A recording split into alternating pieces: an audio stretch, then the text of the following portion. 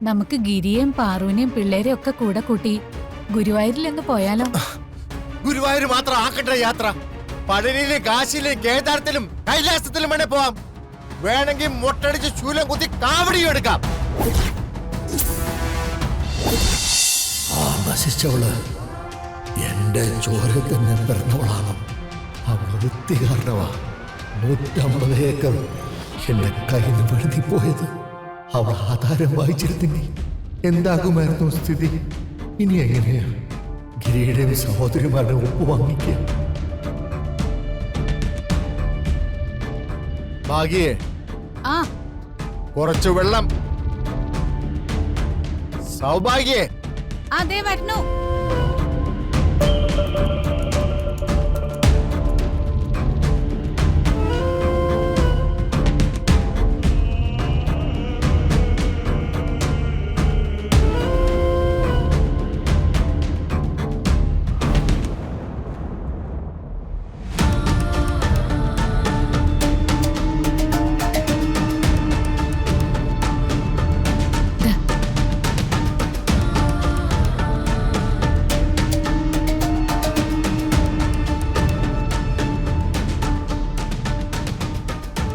ഇന്നലെ എല്ലാവരും കൂടി ഒരുമിച്ച് ഇവിടുന്ന് ഇറങ്ങിപ്പോയപ്പോ വീട് ഉറങ്ങിയതുപോലെ ആയിപ്പോയി. എന്ത് രസമായിരുന്നു, എന്തൊരു സന്തോഷായിരുന്നു ഇവിടെ. ഗിരി നമ്മുടെ മരുമോനല്ല, ശരിക്കും അവൻ നമ്മുടെ മോൻ തന്നെയാ. അത്രയ്ക്ക് സ്നേഹവും അടുപ്പവുമാ അവൻ പാറുവിനോടും ഈ കുടുംബത്തോടും കാണിക്കുന്നെ. ആ പിന്നെ ഒരു കാര്യം കേൾക്കണോ? ഗിരിയുടെ അനിയത്തിക്കുട്ടികള് നമ്മുടെ പാറുവിനെ അവരുടെ അമ്മയുടെ സ്ഥാനത്താ കാണുന്നത്.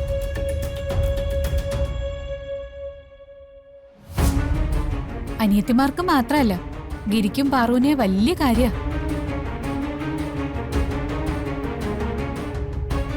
പാറുവിന് സന്തോഷം തന്നെയാ. ഗിരിയുടെയും അനിയത്തിമാരുടെയും മനസ്സറിഞ്ഞു തന്നെയാ അവളും പെരുമാറുന്നത്.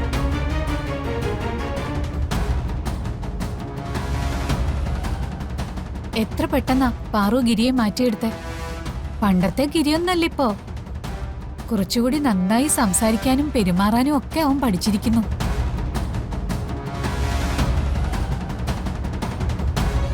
ഇവരുടെ കല്യാണം കഴിഞ്ഞപ്പോ എന്റെ ഏറ്റവും വലിയ ആശങ്ക ഗിരിയുടെ വിദ്യാഭ്യാസക്കുറവായിരുന്നു. ഇപ്പോ എനിക്കത് മാറി.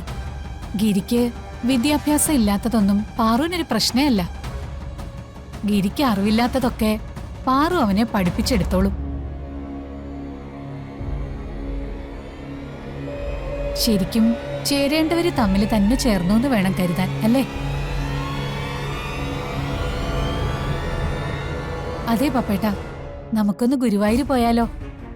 എനിക്കൊരു നേർച്ചയുണ്ടായിരുന്നു. എല്ലാം മംഗളമായി കലങ്ങി തെളിയാണെങ്കിൽ ഗുരുവായൂരപ്പനെ ഒന്ന് പോയി കാണാമെന്ന്. നമുക്ക് ഗിരിയെയും പാറുവിനെയും പിള്ളേരെയും ഒക്കെ കൂടെ കൂട്ടി ഗുരുവായൂരിലൊന്ന് പോയാലോ? ഗുരുവായൂർ മാത്രം ആക്കട്ടെ യാത്ര. പഴനിയിലും കാശിയിലും കേദാരത്തിലും കൈലാസത്തിലും വേണേ പോവാം. വേണമെങ്കിൽ മൊട്ടടിച്ച് ശൂലം കുത്തി കാവടിയും എടുക്കാം. എല്ലാരും കൂടെ ഒന്നായപ്പോ നിനക്ക് അങ്ങോട്ട് സന്തോഷം സഹിക്കുന്നില്ലല്ലേ? പപ്പേട്ട, പത്മനാഭനെ തോൽപ്പിക്കാൻ ശ്രമിക്കുന്നത് ആരായാലും, അത് മോളായാലും ഭാര്യയായാലും ശരി, പച്ചയ്ക്ക് കത്തിക്കും ഞാൻ. പോയിന്റെ മുന്നിൽ നിന്ന്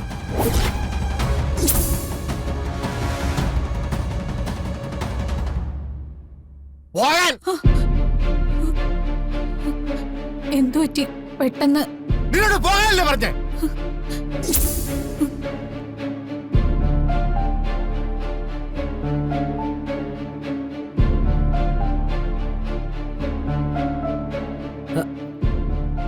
എന്തു പറ്റും മുതലാളി?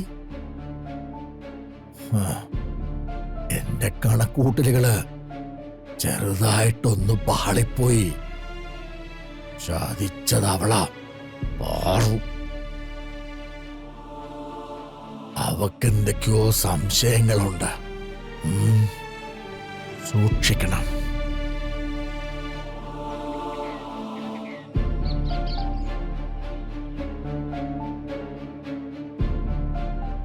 എനിക്ക് ടീച്ചറിന്റെ മറുപടി വേണം.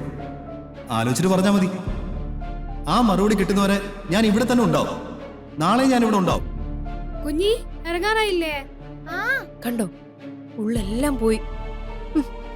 കതുക്കെ ഇങ്ങടെ ബണ്ണിങ്ങിതാ. ആ മുടിയെല്ലാം പോയി. എന്നല്ല ഞാൻ ചെയ്യിക്കോളാം. റാണി ചേച്ചി ഇതൊന്ന് ബാഗിൽ വെച്ചേരൂ. ഇങ്ങതാ കുഞ്ഞി. അല്ല എന്തു പറ്റി? രാവിലെ തന്നെ ഒരേ ചിന്തയിലാണല്ലോ. അല്ല അത് ഒന്നുമില്ല. ആ എന്തോ പ്രശ്നമുണ്ടല്ലോ. എന്താ കാര്യം? ഒന്നുമില്ല. രത്നേച്ചി വേണ്ട, വെറുതെ കള്ളം പറയാൻ നിക്കണ്ട. എന്തോ ഉണ്ട്. What subject?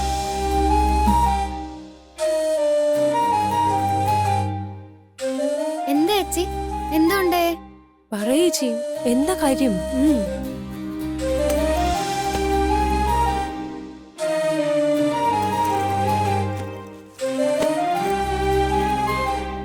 എന്താ പ്രശ്നം?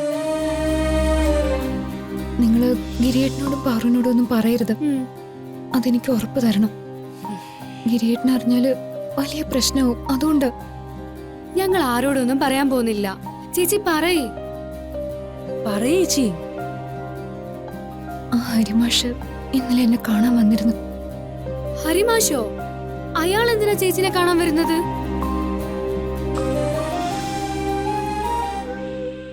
ചേച്ചിയായിട്ടുള്ള കല്യാണം വേണ്ടെന്ന് പറഞ്ഞു പോയ ആൾക്കാരല്ലേ അവര്? നകുലേട്ടന്റെ തല്ലി കിട്ടിയപ്പോ സ്കൂളിൽ നിന്ന് മാഷ് പോയതല്ലേ, പിന്നെ എന്തിനാ ഇപ്പൊ കാണാൻ വന്നേ? അല്ല, എവിടെ വെച്ചാ മാഷ് ചേച്ചിയെ കണ്ടത്? ചേച്ചിയെ കാണാൻ ആൾ സ്കൂളിൽ വന്നിരുന്നോ? അതോ മാഷ് തിരികെ സ്കൂളിലേക്ക് വന്നോ?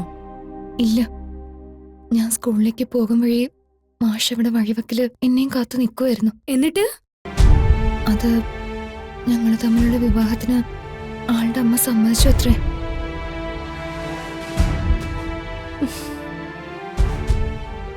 നമുക്കും സമ്മതമാണെങ്കിൽ എത്രയും പെട്ടെന്ന് വിവാഹം നടത്താന്ന്. അതിന് ആദ്യം എന്റെ തീരുമാനം അറിയണമെന്ന്. എന്നിട്ട് ചേച്ചി എന്തു പറഞ്ഞു? ഞാനെന്ത് പറയാൻ, ഒന്നും പറഞ്ഞില്ല.